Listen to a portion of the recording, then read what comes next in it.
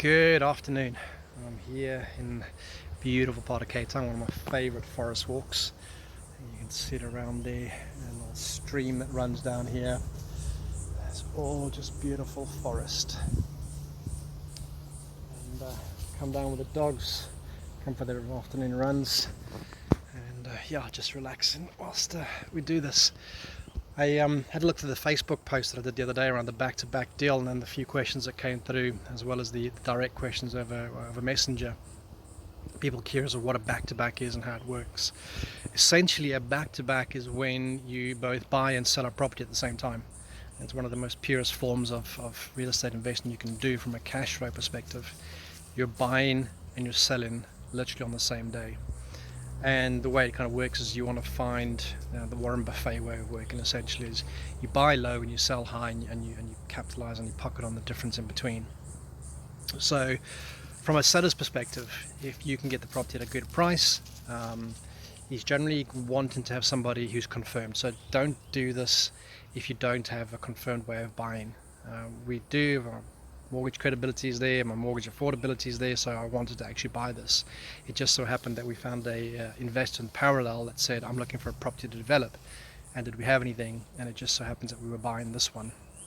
So what happens is I took my OTP, my offer to purchase, which has been submitted to the conveyancers, and then I took his offer to purchase, which he offered me, and I took that to my conveyancers, and I went, there you go. And essentially they run through the exact same process for a normal sale, they just do it all in parallel.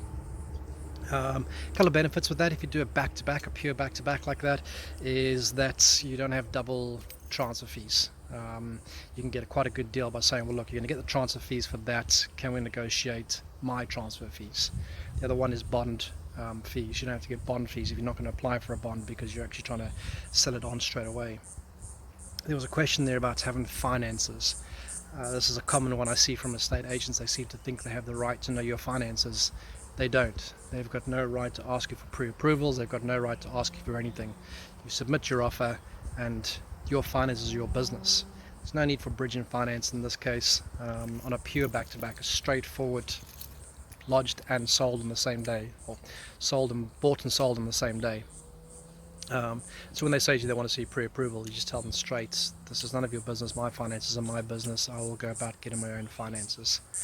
So that's a straight back-to-back flip. Now the other flip is when you do actually take transfer, and then you sell it on afterwards at a profit because you've done some kind of work in it. You've put in a new bathroom or a new kitchen or whatever it is to force the value, and that's a flip. It's not a back-to-back flip, but if you get a long transfer time, which you can do, in terms of when it's an assisted sale kind of example, you ask for a long transfer time up to about 6 months, and provided you can get in there and do the work, you can actually then sell it on to quite a huge profit because you've actually put in the amount of money, and you could do a back-to-back on a long transfer time, provided you got the new buyer lined up straight away willing to buy the property from you.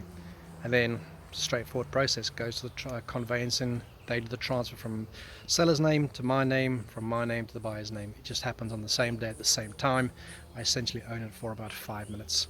You still got to do transfer costs, transfer duty. Transfer costs you can negotiate with the conveyancers.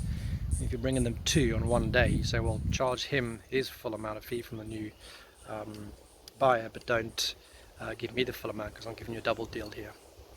I hope that's helped you guys. It's called a back-to-back, and yeah, good luck in your property adventures.